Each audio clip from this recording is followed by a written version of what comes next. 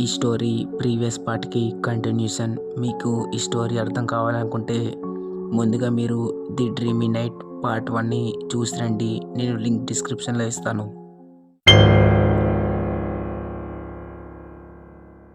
ఆ రూమ్ నుండి బయటకు వచ్చిన కార్తిక్ హాల్లోకి ఎంటర్ అవుతాడు. ఆ హాల్ చూడడానికి చాలా పాతగా కనిపిస్తుంది. చూస్తుంటే ఈ హౌస్ని చాలా డేస్ నుంచి యూజ్ చేయనట్టుంది అని కార్తిక్ అనుకుంటాడు. అప్పుడే కార్తిక్కి ఆ ఇంటి మెయిన్ డోర్ కనిపిస్తుంది. ఇంకా తను లేట్ చేయకుండా దాన్ని ఓపెన్ చేయడానికి ట్రై చేస్తాడు. అయితే ఆ డోర్ మాత్రం అస్సలు ఓపెన్ అవ్వదు. ఇంకా కార్తిక్ మల్టిపుల్ టైమ్స్ ట్రై చేస్తాడు కానీ ఆ డోర్ ఓపెన్ అవ్వదు.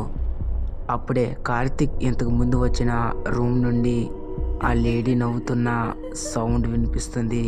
ఇంకా కార్తిక్ వెంటనే అక్కడి నుంచి వెళ్ళిపోవాలనుకుంటాడు. ఇంకా తను అటు ఇటు చూస్తాడు. అప్పుడే తనకి లెఫ్ట్ సైడ్ ఒక రూమ్ కనిపిస్తుంది. దాంతో తను వెంటనే ఆ రూమ్ లోపలికి ఎంటర్ అవుతాడు. ఆ రూమ్ మొత్తం స్పైడర్ వెబ్స్తో చాలా భయంకరంగా ఉంటుంది. ఇంకా కార్తిక్ అక్కడ హైడ్ అవ్వడానికి ఏదైనా ప్లేస్ ఉందా అని చూస్తూ ఉంటాడు. ఇంకా సరిగ్గా అప్పుడే కార్తిక్కి ఆ రూమ్లో ఒక పాత కబోర్డ్ కనిపిస్తుంది. దాంతో తను ఇంకా లేట్ చేయకుండా ఆ కబోర్డ్లో దాక్కుంటాడు. ఆ రూమ్ మొత్తం ఇంకా సైలెంట్గా మారిపోతుంది. అప్పుడే కార్తిక్కి మళ్ళీ ఆ రూమ్ బయట నుంచి ఫుడ్ సౌండ్స్ వినిపిస్తాయి. ఆ ఫుడ్ సౌండ్స్ ఖచ్చితంగా ఆ లేడీ వై ఉంటాయి. తను ఈ రూమ్ వైపు రాకుండా ఉంటే బాగుంటుంది అని కార్తిక్ భయంగా మనసులో అనుకుంటూ ఉంటాడు. ఇంకా సరిగ్గా అప్పుడే ఆ రూమ్ డోర్ మెల్లగా ఓపెన్ అవుతుంది. చేతిలో ఒక నైఫ్ పట్టుకొని ఆ లేడీ ఆ రూమ్లోకి ఎంటర్ అవుతుంది. కార్తిక్కి ఈసారి ఆమె ఫేస్ చాలా క్లియర్గా కనిపిస్తుంది. అయినా సరే తను ప్యానిక్ అవ్వకుండా ఆ లేడీ వైపే భయంగా చూస్తూ ఉంటాడు. ఇంకా ఆ లేడీ ఆ రూమ్ మొత్తం కార్తిక్ కోసం వెతుకుతూ ఉంటుంది. నువ్వు ఈ రూమ్లోనే ఉన్నావని నాకు తెలుసు కార్తిక్.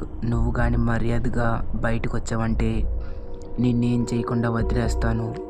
లేదా నేను కానీ నిన్ను కనిపెడితే తర్వాత నీ సిచ్యువేషన్ చాలా దారుణంగా ఉంటుంది అని గట్టిగా అరుస్తూ ఉంటుంది. కార్తిక్కి భయం ఎక్కువ అవుతుంది. ఇంకా తన బాడీ టెంపరేచర్ ఒక్కసారిగా పెరుగుతుంది. తన కాళ్ళు చేతులు షివర్ అవుతూ ఉంటాయి.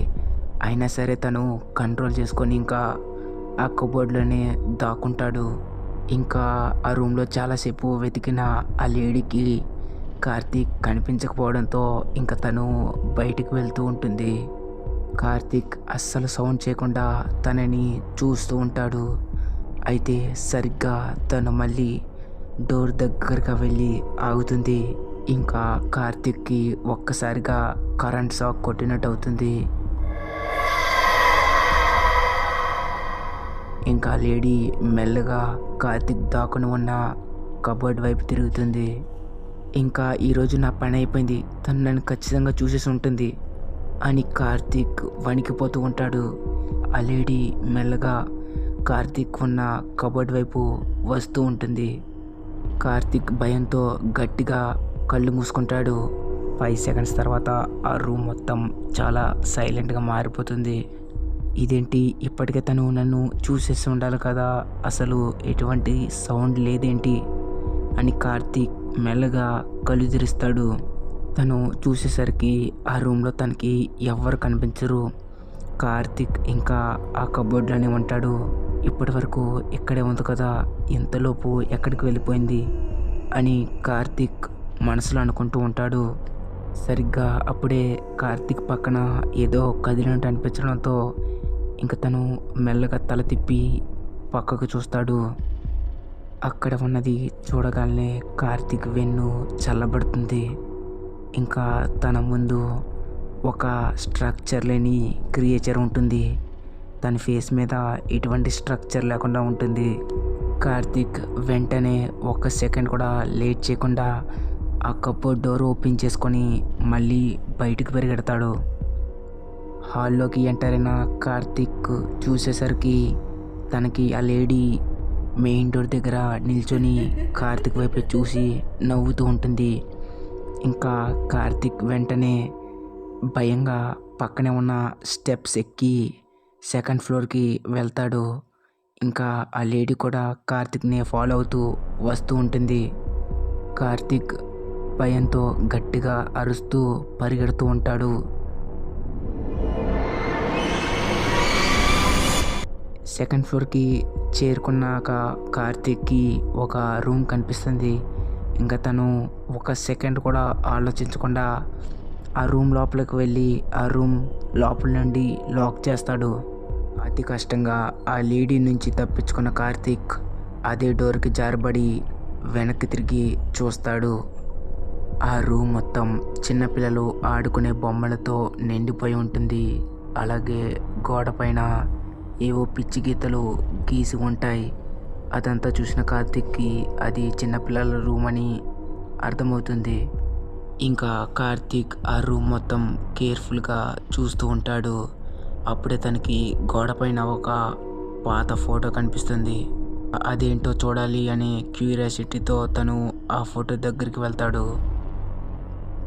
అయితే ఆ ఫోటో పైన డస్ట్ ఉండటంతో కార్తిక్కి ఆ ఫోటో క్లియర్గా కనిపించదు. దాంతో తను ఆ ఫోటోపై ఉన్న డస్ట్ని క్లీన్ చేస్తాడు.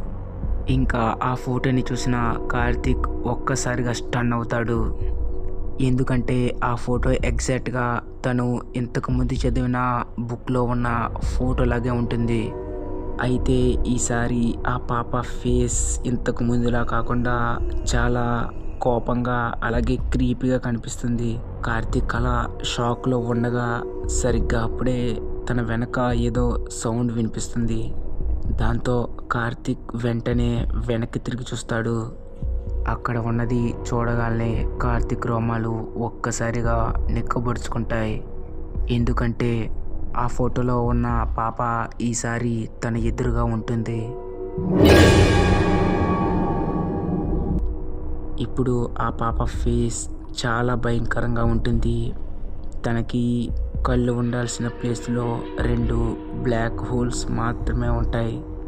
ఇంకా తన చేతిలో ఒక సుత్తి పట్టుకొని ఉంటుంది. కార్తిక్ భయంతో అక్కడే ఫ్రీజ్ అయి ఉండిపోతాడు. ఆ పాప చిన్నగా నవ్వుతూ కార్తిక్ వైపు చూసి, "నువ్వు ఇక్కడికి రాకుండా ఉండాల్సింది కార్తిక్" అని చెప్పి ఒక్కసారిగా తన చేతిలో ఉన్న సుత్తిని పైకెత్తి కార్తిక్ తలపైన బలంగా కొడుతుంది. ఇంకా కార్తిక్ కళ్ళు మూసుకొని గట్టిగా అరుస్తాడు.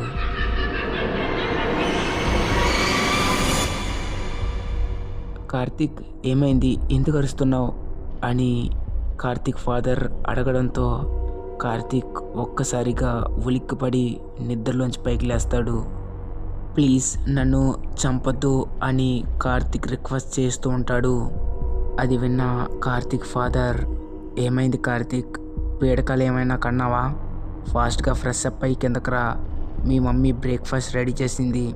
స్కూల్కి టైం అవుతుంది" అని చెప్పి కిందకి వెళ్ళిపోతాడు.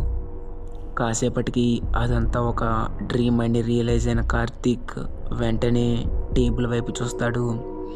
అక్కడ తనకి ఆ బుక్ కనిపిస్తుంది. ఇంకా తను వెంటనే లేట్ చేయకుండా ఆ బుక్ని తీసుకొని విండోలో నుండి బయటకు విసిరేస్తాడు.